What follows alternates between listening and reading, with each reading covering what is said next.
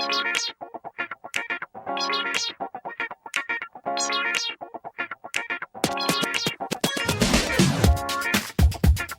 is the Content Marketing Podcast, episode number 76, How the World Sees You, an interview with Sally Hogshead. Hello and welcome to the Content Marketing Podcast. This is the show where we help you attract and retain business through the power of quality content. I'm your host, Rachel Parker of Resonance Content Marketing, and today is June 26th, 2014. Hello, and thank you for joining us today for episode number 76 of the Content Marketing Podcast. Just a reminder, we are live on iTunes and on Stitcher, so if you're listening to this episode on the blog, you can click on over and subscribe. That means you'll get new episodes automatically delivered to your smartphone or your iPod or your listening device of choice. And if you use a different app for your podcast listening pleasure, we also have an RSS feed, and I will provide that link in the blog post. Now, I apologize if I sound a little funny today. I am getting a bit of a summer cold, but I will try to keep my sniffling to a minimum. And I also apologize for not having a regular episode last week. What we were doing is moving our website to a new platform, so it was out of commission for a few days. And hopefully, by the time this episode airs, it will be back up and running. So we did take a week off, but we are definitely back. In our last podcast, we were talking about using content marketing to promote all those wonderful events that you've got coming up this fall. If you happen to miss that episode, feel free to click on over to iTunes or to Stitcher or to the RSS feed and get all caught up. So that brings me to today's topic. Today we have a very special guest. Sally Hogshead will be stopping by the podcast to talk about her newest book, How the World Sees You, and how its lessons can help enhance our work as content marketers. We had a great interview, and I can't wait to share it with you. But first, let's check in with our news feed for this week's rundown of news you can use. Our friends over at Facebook have announced some improvements to the embedded posts. Now, as you may know, Facebook allows you to embed public posts onto your blog or to your website or in other locations out there on the web. Now, this is nothing new. However, they have announced some improvements to embedded posts, including a new design that puts visual content first above the text and above the links, and also faster load times. So, interesting stuff from our friends at Facebook if you are into embedding posts on your website or blog. Also, some news out of Google this week. We haven't heard a whole lot from these guys lately, but a few weeks ago, they actually rolled out a new version of the Panda update. And of course, in true Google form, they released the update, and it's taken a little while for the SEO community to figure out exactly what this means to us going forward. So the word to remember in this update is specialized. So if you think about Google as a librarian in the world's largest library, and if you think of every search being the situation of asking this librarian to find some information for you, what this update is doing, it is rewarding content that is more specialized.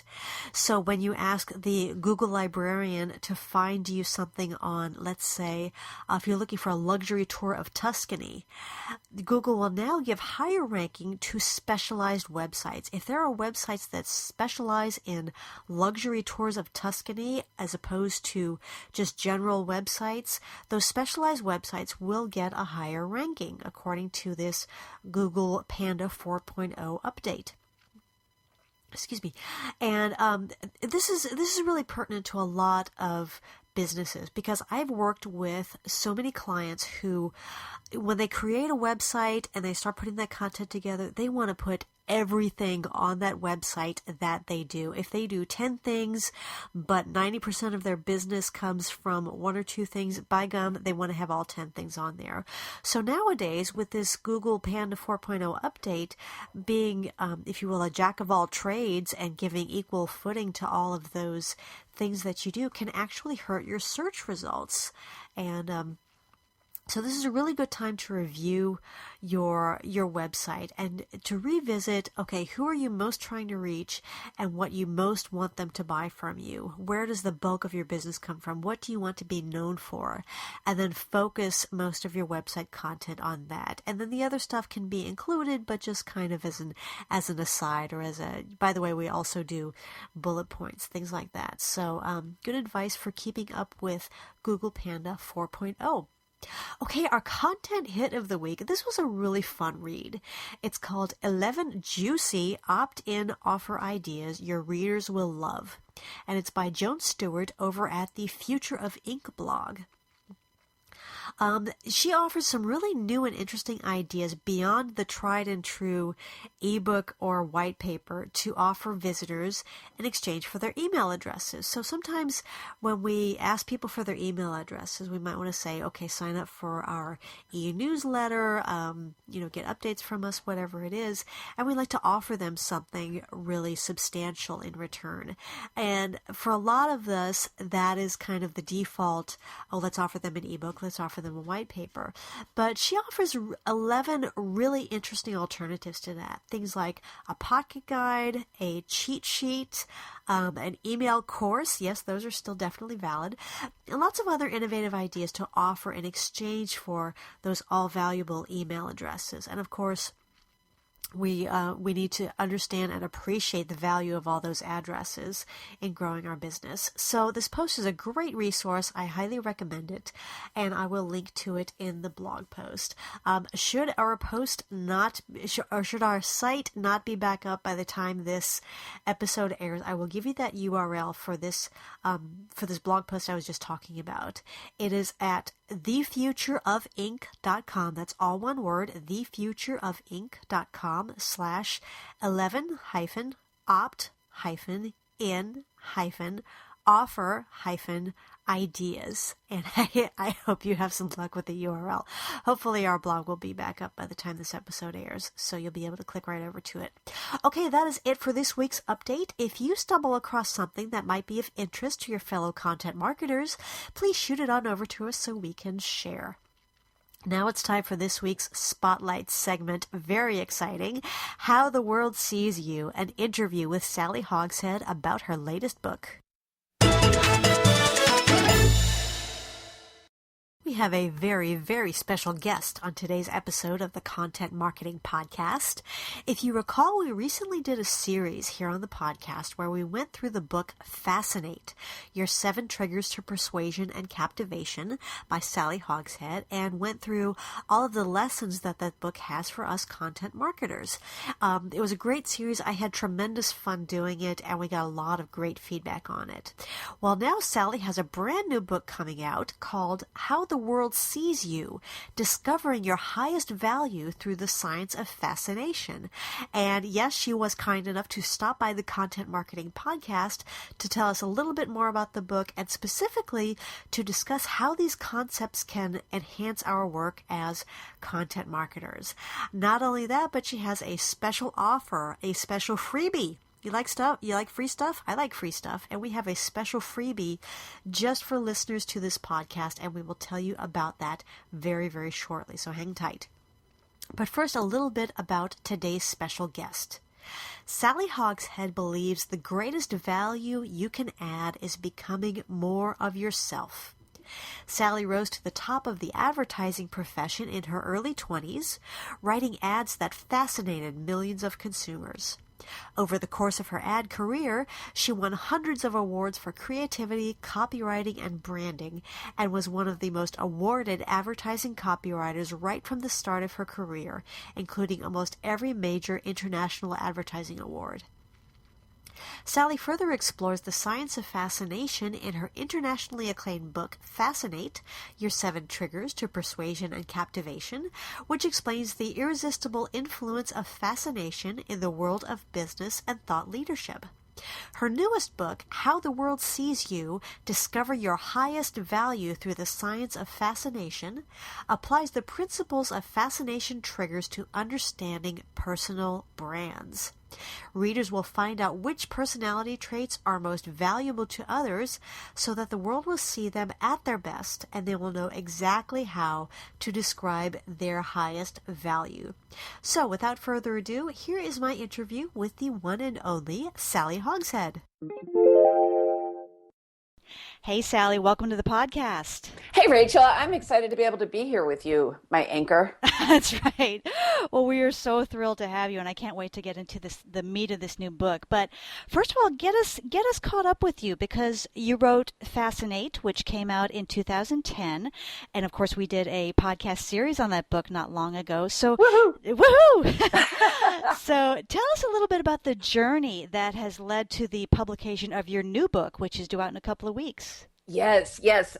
Okay, so have you ever had that process when you're writing that you've written something, but it hasn't actually been published yet, and you start getting nervous?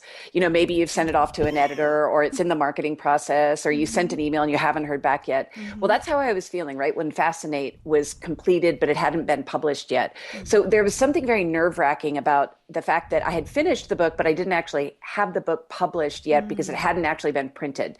And so during that time, I started thinking about how are people going to interact with this content? And as I was talking with my husband, he said, well, why don't we do an assessment that's taking the same system that's in Fascinate that was built for brands and turn it for people? And so during that 3-week period, while everything was silent, waiting for the book to be published, we took the research that we had on brands and we started applying it to people, and we did a beta test. And the test took off like crazy. The test was even bigger than Fascinate was. And we had about 30,000 people in a very short amount of time. And we realized that we needed to research this more deeply. And so taking the perspective of looking at people through the lens of branding is pretty unfamiliar for a lot of people. We're used to seeing ourselves according to how we see the world. You know, a traditional personality assessment is, how do you see the world? StrengthsFinder, Myers-Briggs, DISC, Colby, all these are, how do you see the world? But when we look at it through the lens of branding, we see the opposite point of view, which is, how does the world see you? How does your audience see you, your customer, your coworkers?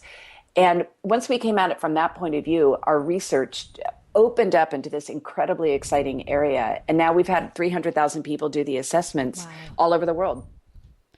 Wow, that is amazing. So, Sally, as you mentioned, the book Fascinate was very much a marketing book. You talked about brands and marketing campaigns and things like that. Who did you really write this book for? This is a book for people who want to understand themselves better from a new perspective. People who want to see themselves through the eyes of others at their best. Why do people love you? Why do they admire you? Why do they champion you and befriend you? Why does somebody promote you? Well, when you begin to look at yourself in this new perspective from the outside in, it gives you new language, new words, new ways to identify what you do best. And it's not based on skills. It's not based on strengths. It's based on your differences. A lot of people think of themselves, they evaluate themselves according to strengths. This has been a big part of the culture in the last few years. And the problem is that as a marketplace becomes more crowded, everybody has strengths. Strengths are sort of a commodity. What really stands out, what really gets heard, are differences. And we know this is true in content marketing, right? Right. That if somebody simply has a good message, it's just not enough. Being the best isn't enough if nobody notices or cares. That was something that I said in Fascinate. Being the best is not enough if nobody notices or cares. The same is true in content marketing. It doesn't matter if you have the best content if nobody notices or cares. And the same is true for you. It doesn't matter if you're the best in your job or in your community or in making a contribution if nobody notices or cares. So the way for us to get heard and get our message out there is to be different and to understand, how do we consciously and strategically apply that every day. Absolutely. Now, your book starts off with the affirmation that we are all born fascinating. So how is it that we are all born with this ability to fascinate? And then what happens to us as we get older? Everybody has certain fascinating qualities, but each of us has different fascinating qualities. For example, if you look at somebody who might be introspective, shy, uncomfortable meeting new people, their advantage, the way in which they're going to be fascinating, isn't necessarily to to jump into the spotlight and be the life of the party. The way in which they're going to be fascinating might be through detailed analysis, or meticulous follow through, or careful decision making, and when they're presented with the opportunity to fascinate in that particular way, maybe as an accountant, or maybe as somebody who works in the back office, or somebody who works in IT, then they're going to be able to be spectacular. They have a huge competitive advantage in that area. But if they spend their life trying to force fit themselves into the model of extroverts win, and there's one right way to communicate, then they're very unlikely to be successful. So what we found is that within you, built in within your personality, there are certain qualities that are intensely valuable to other people. If you don't identify those qualities, other people can't identify them either. If you don't know your own value, don't expect anyone else to. But when you identify them, and when you use that as the means by which you communicate and introduce yourself, you're far more likely to be perceived as valuable by your listener. And you've always had this ability. So I joke in the book, you don't learn how to be fascinating, you unlearn boring. That is actually my favorite quote from the book. Yay. Yay. Yeah. Yeah. So how do we unlearn the boringness?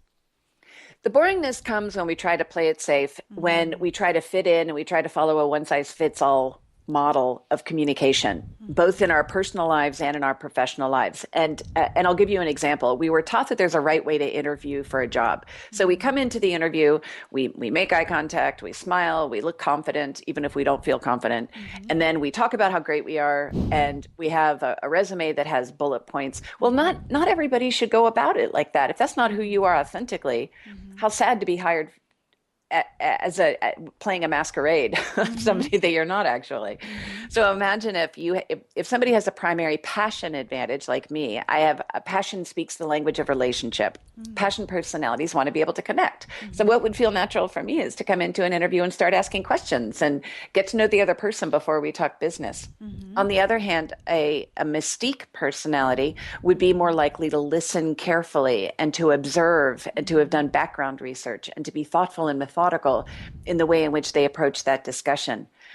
Every time you communicate, there are certain ways that feel most natural for you, that are effortless. They feel like a wellspring because they give you energy. And if you can build all your communication around those areas that feel like a wellspring, those natural advantages, you're going to be far more likely to be perceived in a positive way. Absolutely. So we basically start off in life kind of innately knowing these fascination advantages, and then once we get into school, that is that where that pressure to fit in kind of takes hold, and we move into that boringness. We can probably all relate to the experience of a time when we tried to stand out and we failed. And a time when we really put ourselves out there. For me, I describe in the introduction to the book just a toe-curlingly mortifying moment when I was so excited as a 7-year-old that I had been given a solo in the dance recital, and I really was not a very good dancer, but I was totally game to dial it in. And when I was just about to walk on stage with my new costume and my musical cue, and my dance teacher said to me, "Just don't forget the steps."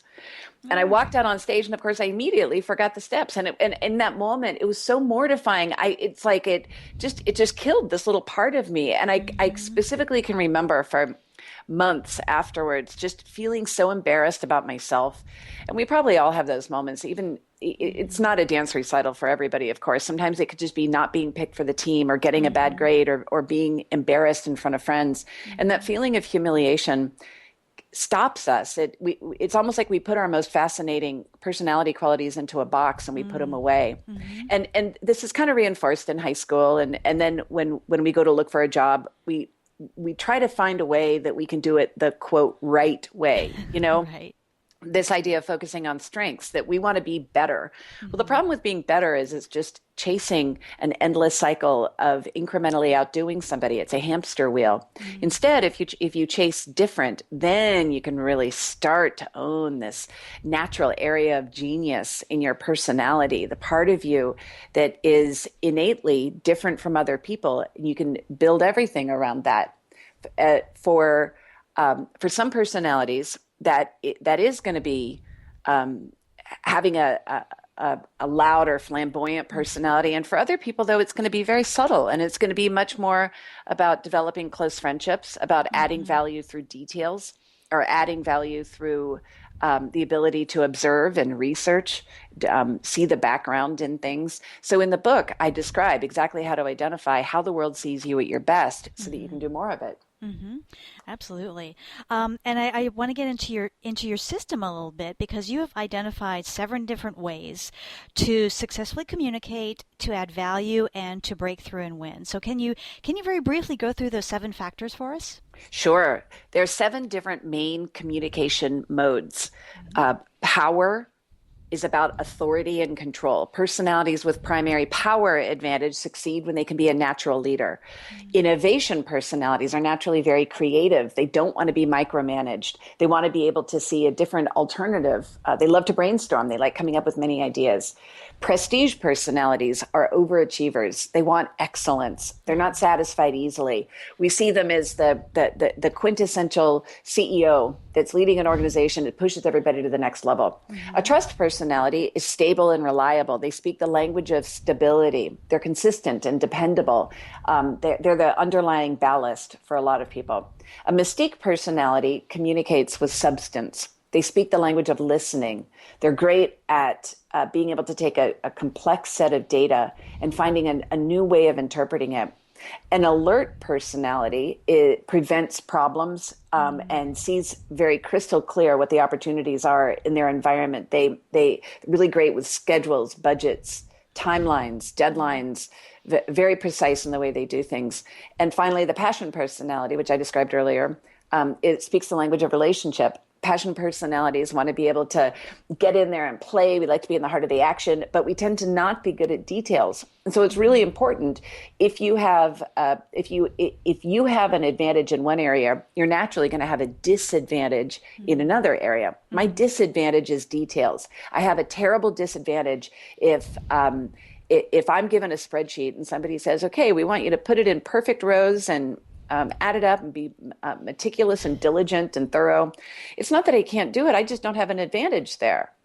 So it's going to be soul crushing for me to build my career around that area. Whereas if somebody says to me, "Sally, go create relationship," for me, that's a wellspring. I love it. Yeah, I can do that. I've got an advantage there.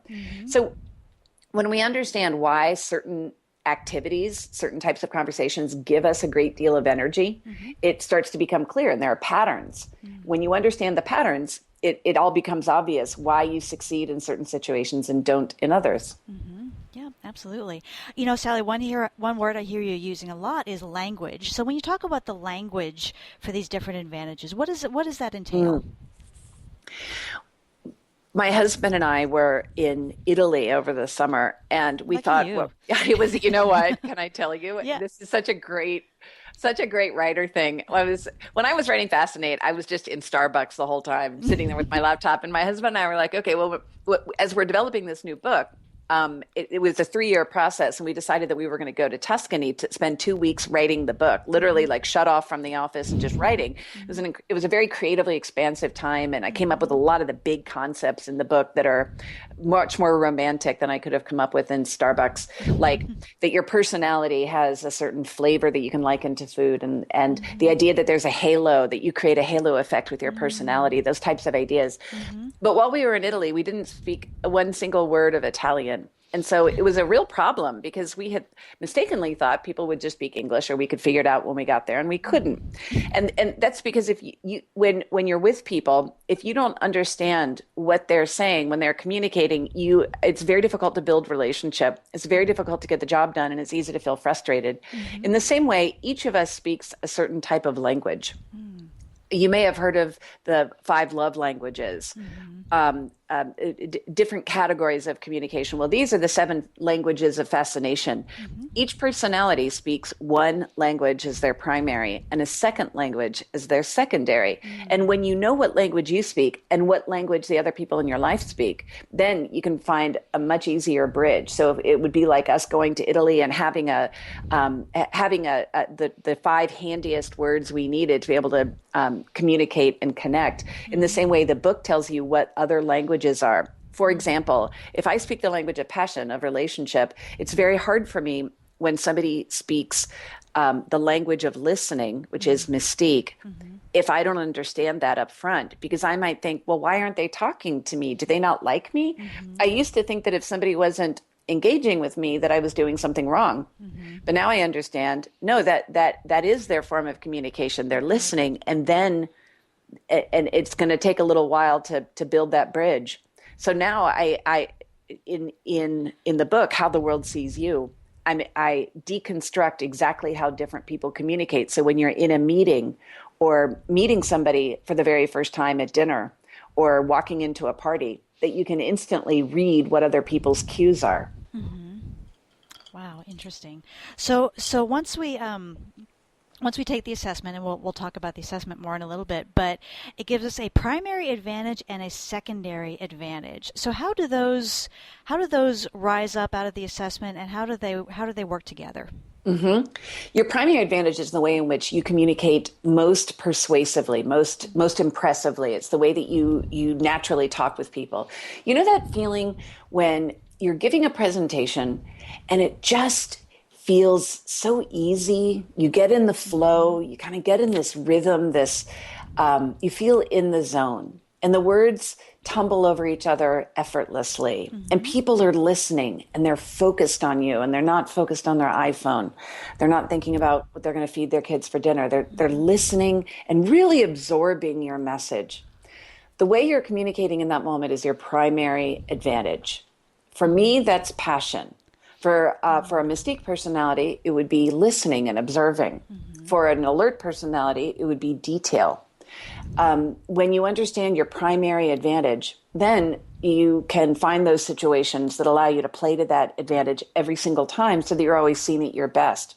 Your secondary advantage is the one that you're second most likely to use. My secondary advantage is innovation. That means I'm very comfortable with both passion and innovation. But I score lowest, as we've talked about, I score lowest on trust. I'm not good at consistency. Like the spreadsheets are very difficult for me. So I'm not likely to succeed. I don't have an advantage there. And when you understand your primary and your secondary advantage, it shows you how the world sees you successfully and not successfully, so that you can find more of the situations that allow you to make a great impression, to break through, to make a difference, and avoid, or at least be careful of, those situations where you could be damaging your reputation. Absolutely. So how do we deal with, you mentioned that if you're talking to someone and they're not speaking much, how you interpret it might be different from how they are. How can we look out for those points where we might be interpreting something differently from someone else's language? What a great idea. You know, when you're speaking with somebody, maybe you're sitting next to them at an event, or you're trying to recruit them as a client, or simply just speaking to them at a party, and you just can't seem to make it click. You know, you're trying, you're genuinely trying, but it feels effortful, and it feels like you're not on the same wavelength. It feels like it's not meshing. Well, what's probably happening is you speak different languages. People who have a dormant passion. We haven't talked about the dormant advantage. Your dormant is your lowest, the one that you use least. Trust is my dormant. Your dormant advantage feels very effortful for you to communicate in this way. And in situations that require you to use your dormant advantage, you're probably going to either be exhausted because it takes so much effort, or you're not going to make a good impression. People with a dormant passion advantage, so they're kind of the opposite of me. They hate idle chit chat. For them, it feels like drama and fuss to have to do the work of cocktail party conversation. They really don't want to hold people's hand. You know, it's kind of like, why can't you just get it and move on? And so for them, that, you know, the investing a lot of energy into trying to build relationships quickly depletes them, and it's not a natural way for them to connect.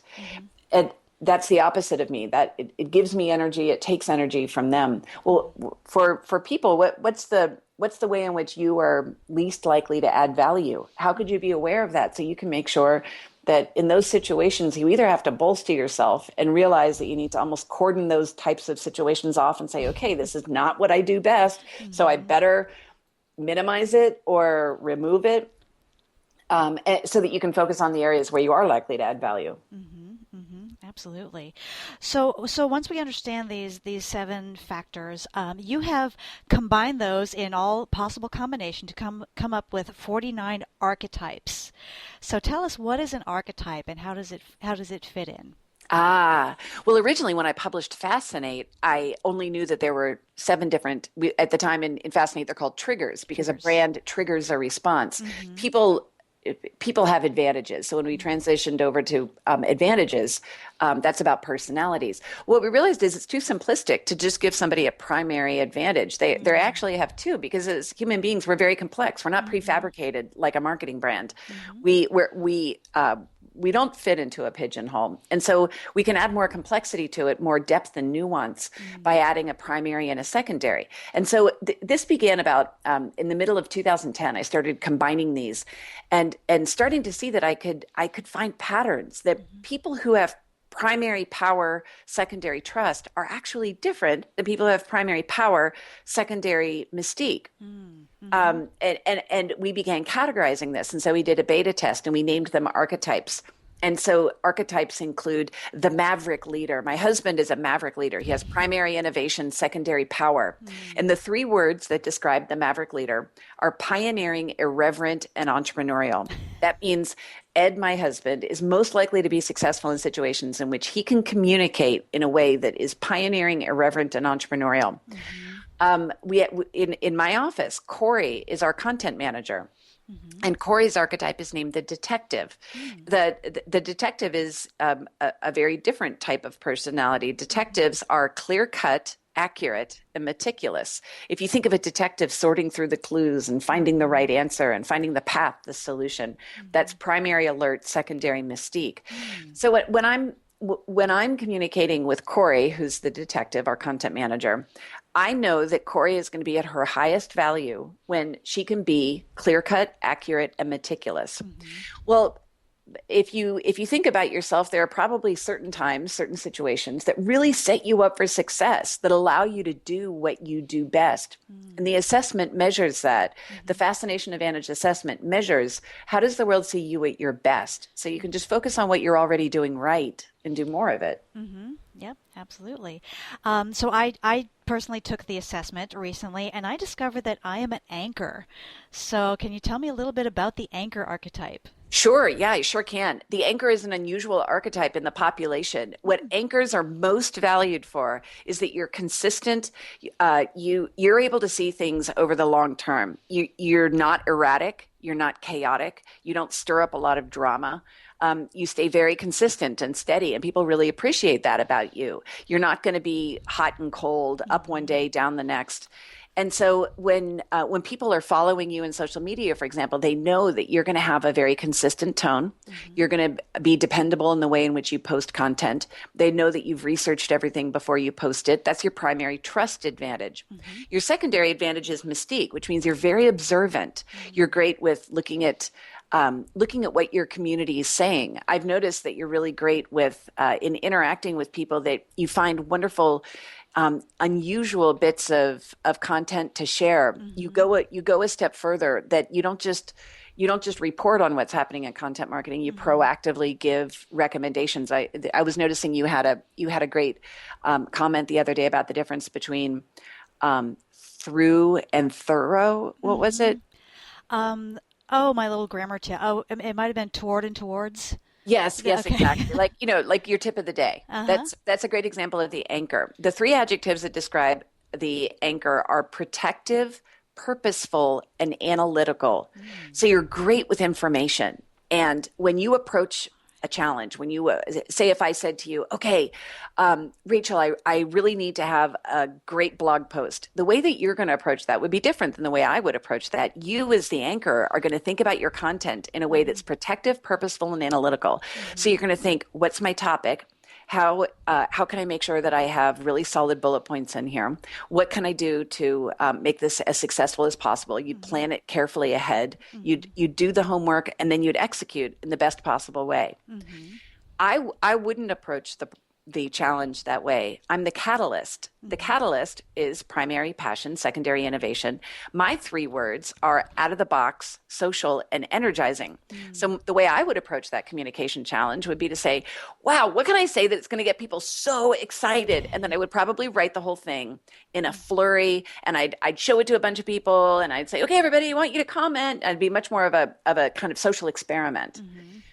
And now your blog post wouldn't necessarily be better than mine, but we would each communicate in a very different way, adding value differently to our audiences. Absolutely. Getting back to that difference over strengths, right? Yep, absolutely.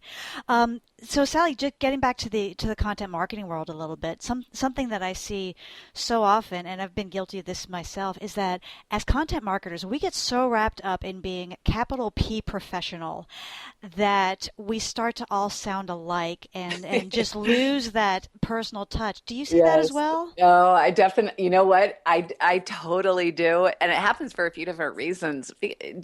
All of us are content marketers in a sense. If we have a Twitter feed or a Facebook or YouTube channel, it's easy to want to go for the lowest common denominator because we think that that's safe. And so in some ways we want to make sure that we do it the right way. And so we all end up sounding like each other, which is actually more damaging than if we didn't post at all. It's better to not do something like social media or content marketing and bore your reader than to do nothing at all. Because if you ask for somebody's attention and you don't give them something in return that's valuable, either inspiration or insight or information, a fresh way of looking at things, if you don't add value in some way, you've disincentivized them from returning to you in the future. You know, it's better not to post than to post something boring, something that's just going to be seen as taking up space. Sure. Every time you communicate, you're either adding value or taking up space. So by understanding your archetype, by understanding how the world sees you at your best, it becomes very easy for you to have a roadmap to build your content in a way that's authentic and most fascinating based on who you are. And when you take the Fascination Advantage assessment, it gives you the 5 adjectives that describe who you are at your best. And once you know those 5 adjectives, it allows you to build content that becomes your brand. That's how you're going to be most effective in your communication style. So you can stop being all things to all people. Phew, that's a relief. Yeah, it really, you know, it was a huge relief to me. I'm a professional speaker, and I used to think that there was a right way that I had to give a speech. And I looked at my role models, and the people who were doing well in the industry, and they had very different personalities than me. They had more prestige personalities. In other words, they were about higher standards. They were impeccable, flawless, sort of almost like porcelain, non-porous, you know, just like perfect delivery. Yeah. And so I tried that, and it was exhausting, and it wasn't successful, and I didn't get good reviews, and I wasn't authentic, and I couldn't connect with the audience. And so as soon as I started being a catalyst on stage, it was far more, first of all, energy giving. It was a wellspring for me, but that's how I really got in my groove and developed my speaking career. The same is true in content marketing. Yeah, absolutely. I always say that as content marketers, we're constantly being told to be yourself. And it's about as helpful as that first day of junior high when mom boots you out of the car and says, just be yourself, honey. Hey, yeah, thanks. Can I get some bullet points to explain that? Well, that's why originally when I created the assessment, people had their archetype, and they took the Fascination Advantage assessment. They got their report, gave them 15 pages of here's how the world sees you, describing exactly how people see them. But there was another step that was missing, and I always knew it was missing. And the step was this: what do you do about that? In other words, how exactly should you use that to channel your communication? So about 6 months ago, I had a breakthrough right when I was finishing the manuscript. And the breakthrough was that I could do for people, for individuals, exactly what I used to do for brands as a copywriter. When I worked with brands, I would help brands like Nike and Target and BMW and Coca-Cola. I would help brands find the perfect words to describe themselves. I didn't know how to do this for people, though, until we developed this program named The Anthem. And The Anthem is in the book. It's part 3 of the book. It's my absolute favorite part of the whole book. And when you create your anthem is the tagline for your personality. And anybody who's been in advertising is probably familiar with the term anthem. An anthem commercial is a heroic portrayal of who a brand is at its best. You know, Nike's Just Do It. Yeah. An anthem is, here's like the best way that we're most likely to emotionally connect with our audience. Well, you can have an anthem too. And your anthem combines the words from your Fascination Advantage report with words that are in the book. And so I'll give you an example. I give an example of 2 different travel writers. 2 travel writers could have completely different ways of communicating, and both of them could be equally successful. So let's say we have we have Joe and Mary, and Joe is perfectionistic, totally buttoned up. And when Joe does travel writing, he's going to go to every single location. He's going to do a thorough inspection. He's going to create a PowerPoint of his findings. He's going to triple check every single fact and phone number. So when it's published, his readers can feel totally confident that it is, let's say his anthem is, I'm looking at my little matrix right now. I live with my archetype matrix in front of me. I'm going to say he's the ace. The ace is alert plus power. The 3 adjectives that describe the ace are decisive, tireless, and forthright. So I'm going to choose the word tireless. So the way Joe is going to add value is through being tireless. That's how he's different. But now let's take a look at what he does best. And for that, we'll bring in a noun. And let's say that the noun is investigation. So Joe's anthem would be that at his highest value, he delivers tireless investigation. And that's why his readers come to him, because they know that if they're going to take his word for it and travel to a certain place, that he will have done tireless investigation. That's who he is at his best. But now we have Mary. And let's say that Mary is a rock star. A rock star is primary innovation, secondary passion. The rock star is bold, artistic, and unorthodox. Mary would have a completely different approach to developing the content around this travel piece. She might find an exotic location. She'd find places that are off the beaten path. She would write using a lot of adjectives, really untraditional phrasing. She would inject a lot of her personality into it. She probably wouldn't be as good about triple checking every single fact. She would not be delivering tireless investigation. Instead, she'd be delivering something that was bold, artistic, and unorthodox. I'll choose unorthodox. That's her adjective that we're choosing in this story. We take that adjective, which describes how she's different, and we pair it with a noun that describes what she does best. So I'll choose the noun imagination. When we put those 2 words together, it's unorthodox imagination. Mary should try to find content development opportunities that allow her to have unorthodox imagination. And the more that an editor or a publisher can say to her, I need a writer who can deliver unorthodox imagination, Mary is totally set up to win in that situation. Joe will not be set up to win. Joe will feel very uncomfortable if an editor said to him, I'm looking for somebody who has bold, artistic, and unorthodox ideas. For him, that would be totally outside of his comfort zone, and he's very unlikely to be able to write a great piece that's going to engage readers. He engages in a very different way. So as content generators, all of us can see what's our natural voice. What is the natural language that we speak? Even if we're describing a brand, Rachel, you and I could be talking about the exact same brand, but have different words that we choose, different examples that we choose that would be appropriate to how we tend to communicate. And the best content-driven companies, the best content marketing people understand that content marketing is not the same as marketing. Marketing tends to be a brand message in which there's one headline that everybody agrees on, or there's one tagline that everybody agrees on, and it comes out of the marketing department, and it's much more formalized. Content marketing, on the other hand, I say this loosely, is human beings creating ideas, inspiration, insight, information around a brand or around an idea or a cause.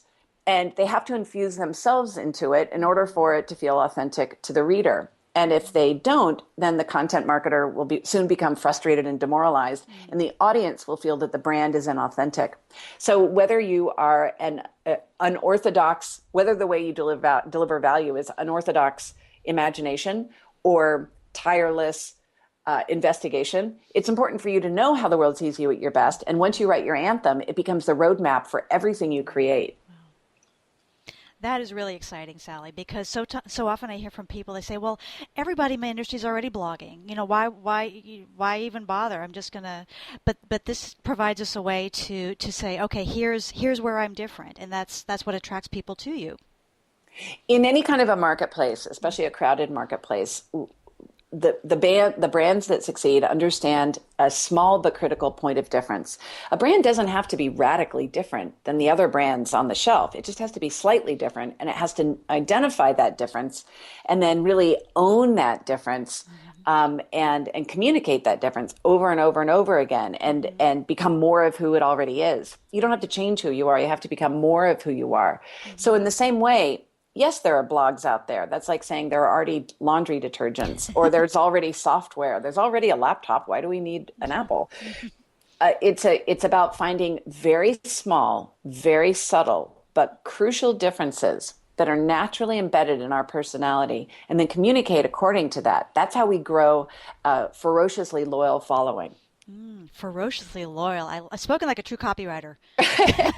A catalyst. No, see, it's like ferociously loyal is definitely how a catalyst talks about stuff. Nothing is gray. Everything's full throttle. There you go. Well, Sally, we've talked a lot about this assessment, and I understand that you have a free gift for our listeners. So tell us about that. Yes. When we have now had 300,000 people take the assessment, many of them high-performing professionals, and we've seen that it makes a huge difference in people's lives when they understand how their personality naturally adds value. It makes them more confident and helps them make a better first impression. We've never opened up the code publicly. The assessment sells for $37 each. And we decided in celebration of the launch of the book that we wanted to invite more people into this and help more people understand how the world sees them. So we've created a code for you, Rachel, and everybody who's listening. The first 500 people can take the assessment and share the assessment. And here's the magic code. Go to howtheworldseesyou.com/you, Y-O-U. So howtheworldseesyou.com/you, Y-O-U. And then enter Rachel's secret code. Actually, it's not a secret. It's a custom code. And the custom code is R Parker. And when you take the assessment using Rachel's code, you'll be taking the same assessment that Qualcomm, GE, Intuit, California Pizza Kitchen, all of our corporate clients have taken, except now you'll be able to take it too for free. And when you take the assessment, it takes about 3 minutes. It's only 28 questions. And you'll see the test is deceptively simple. It seems like it's going to be simplistic, but actually you're going to get 15 pages of analytics back that'll describe how you compare to the average population, the areas that you have a natural pitfall, the ways that you can really dial it up. And there'll even be a video from me describing which archetype you are and giving you specific tips, giving you coaching, whether you're the people's champion or the victor or the gravitas or the secret weapon. You'll find out who you are in a totally new way that's not built on psychology, but built on branding. Wonderful. And that is good through July 1st, correct? It'll go 1 week longer. Oh, 1 week longer, okay. And so as people are listening, they can take the assessment, and I think it's really fun if they post their results back on your blog and post it out on Twitter and share it with other people and find out, well, what about your coworker that you absolutely love and admire versus your coworker that you just don't seem to get along with? Show both of them the assessment, find out their result, and it gives you a new perspective on how you see them. Wonderful. Wonderful. Can't wait to see the results from that. Well, Sally, thank you again for joining us today. Congratulations on the new book. Thank you. Thank you, Rachel. I love being able to finally talk to you. You and I have connected in social media. And so finally now to be able to bring this to your community and to be able to talk to you and thank you in person is such a pleasure for me. Oh, our pleasure as well. Thank you so much. Great. Okay, Sally. Have a good day. Bye. Bye. Many thanks again to Sally Hogshead for stopping by to chat about her fascinating, pun intended, new book, How the World Sees You. Discover your highest value through the science of fascination, coming out on July 1st. Now, as she mentioned, Sally and her team have set aside 500 free assessments just for the listeners of this podcast. That means you'll be able to find out what your own archetype is, just like we did with my anchor archetype, and get a complete report on how the world sees you. So to get your free assessment, just go to howtheworldseesyou.com. That is all together, howtheworldseesyou.com/you, Y-O-U. And that's going to take you to a page with a form, and it's going to ask you for a book code. And the book code you're going to enter is R Parker. Now, it is case sensitive, so it's R Parker with a capital R, capital P, lowercase A-R-K-E-R. And what you'll do then, you'll need to enter a little more information, and you'll go through a very short quiz. And as a result of that quiz, you will get a report that explains your archetype. Now, I can tell you from experience, you will be amazed at the detail that goes into these reports and how really spot on they are. And also how much practical advice is in there about how to rock your archetype and also things to work on. So, for example, my archetype is the anchor, and one piece of advice is that you might need to pump up the volume a little bit to avoid kind of blending into the back, your thoughtful self blending into the background. So good stuff, and I'm so happy to be able to offer that to you. Again, that URL is howtheworldseesyou.com/you, and the book code you need to enter on the form is R Parker. That's R, capital P, lowercase A-R-K-E-R. And once you do get your archetype, would you do me a favor? Let us know what came up for you. Please leave a post on our Facebook page, that is facebook.com/resonance content, and let us know what archetype you came up as with the hashtag #HowTheWorldSeesYou. And I really cannot wait to see the different personalities that we have going on here in our little community. Another thing I want to ask you to do is please feel free to share it forward. So we have 500 assessments, and we really want to use them all up. So pass on this URL and this passcode to your friends, your colleagues, your family. If you're working in a company, you might want to pass it on to everyone in your group so that they can have that same experience and really understand how the world sees them. So good stuff all around from today's guest, Sally Hogshead. Now it's time for our content marketing tip of the week. For today's tip, I want to talk about purpose. I want to talk about the why behind the what that we do. I recently saw a TED Talk by Simon Sinek, who is the author of the book Start With Why. And without going up into too much detail, Simon talks about how when we go to build our brands and establish who we are out there on the marketplace, the tendency is to start with what we do, then go into how we do it, and then finally get to why we do it. But actually, if you look at the world's most successful brands, they do it the other way around. They start with why, then they move into how, and then the what actually comes last. And that is actually the secret that makes Starbucks so much more than a coffee company. And that's why Apple is so much more than a computer manufacturer, or I guess a technology manufacturer now, because their why is so strong that the what is almost I'm not going to say an afterthought, but it's very flexible. So, Apple started off as a computer company, and now they're in the phone company, they're in the entertainment business. I mean, they have all these different things going on because it links back to their why. So that's what we as content marketers need. Remember, we've got brands as well that we need to nurture and promote out there. So the next time you sit down and work on a piece of content, think about starting with the why. Okay, why am I writing this blog post? Why am I doing this video? Why am I creating this reference guide? Excuse me, got puppies on my lap. And what do I want people to get out of this in the final analysis?